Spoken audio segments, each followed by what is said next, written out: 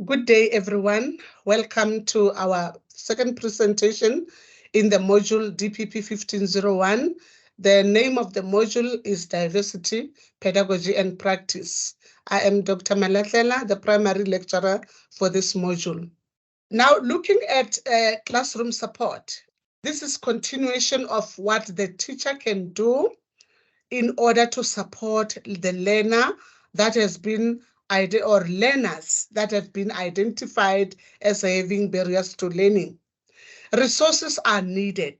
For example, the teachers may need assistive technologies, specialized learning and teaching support material, and accommodative infrastructure. By accommodative infrastructure, I'm referring to the building structures, the toilets, and so forth that accommodate learners with various challenges. So even the assistive technologies are very, very much important to facilitate teaching and learning in an inclusive learning environment. Now, looking at different learning styles, we have multiple intelligences that are different, that are referred to as different learning styles. You must always bear in mind that no two learners are alike. They each have different attributes, different ways of knowing and of expressing knowledge. In planning lessons, the teacher must consider the range of activities related to the content of the lesson and the skills learners have to master.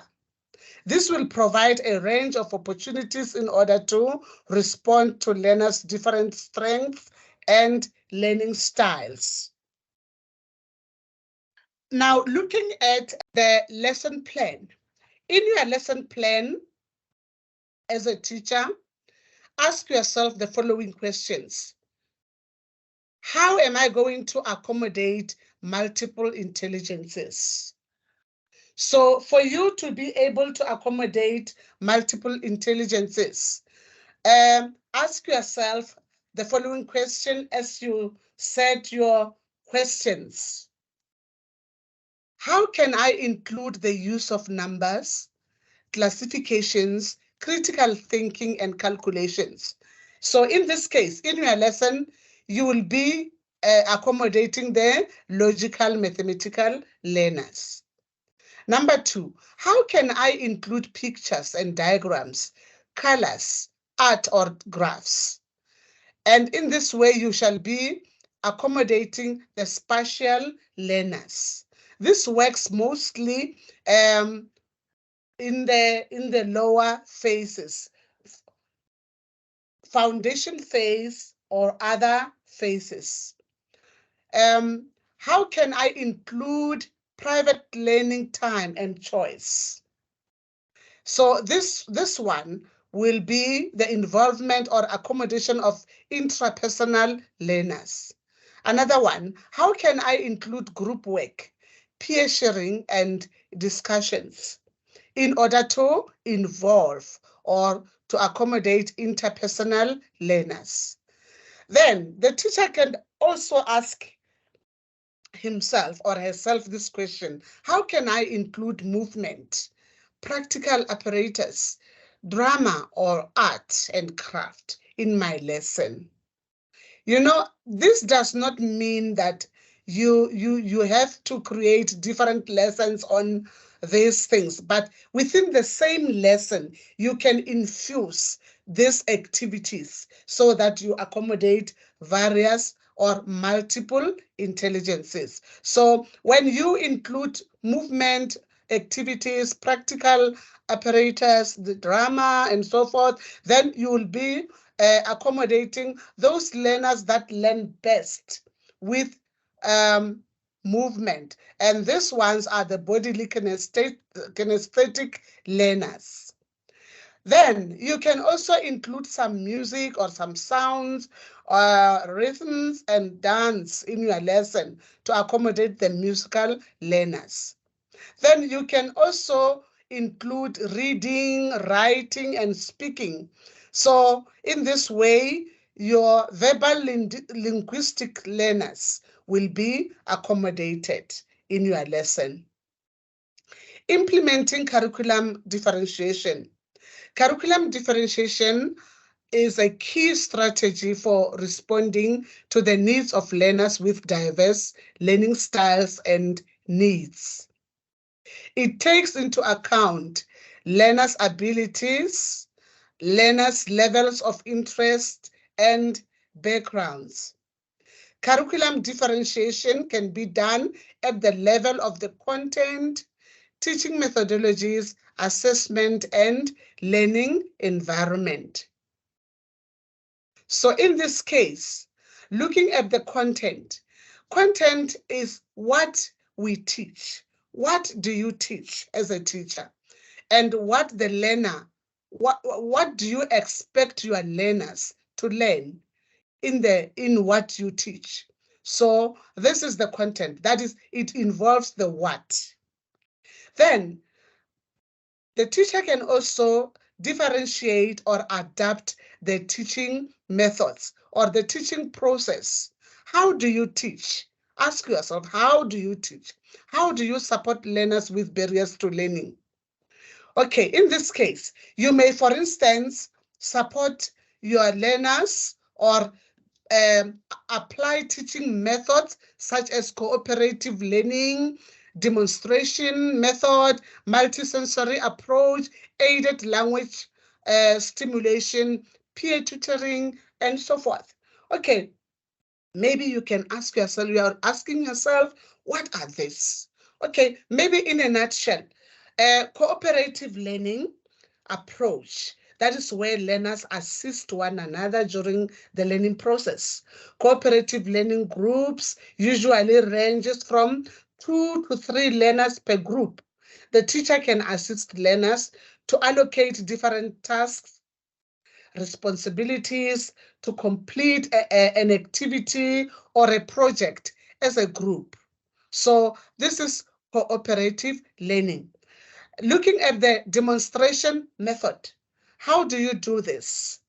During the demonstration, the learner or the learners will watch what the teacher is doing or how the teacher is doing it, or they can watch others or their peers handling and completing the same task whilst they are watching. So this is the demonstration method. So the teacher is normally expected to demonstrate to the learners. If maybe it's time for sport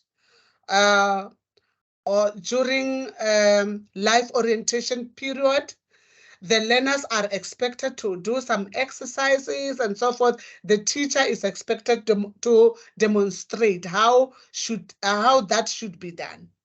Okay, another one, multisensory approach. In this case, learners learn through many senses. You have the sense of touch and so forth. When using multisensory approach, the teacher facilitates learning through a variety of learning styles. For an example, learners can learn the content through movement, touching each other, singing, and so forth. So that is multi-sensory approach. Now, looking at aided language stimulation. During teaching, the learner, or the teacher explains the content by using speech, gestures, pictures, and demonstrations in order to provide learners with strong understanding. The aim is to enhance interaction and participation with the learners, including those who present with complex speech difficulties and other learning problems. This teaching approach is almost similar to multisensory approach. The last one that I've cited here is peer tutoring. To explain this in a nutshell, the teacher can assign a peer to assist learners who have difficulties in understanding the content. This strategy must be used at minimum, and furthermore, there is no learner that must be forced to assist other learners. Teachers must be careful with this one. So it must be applied minimally.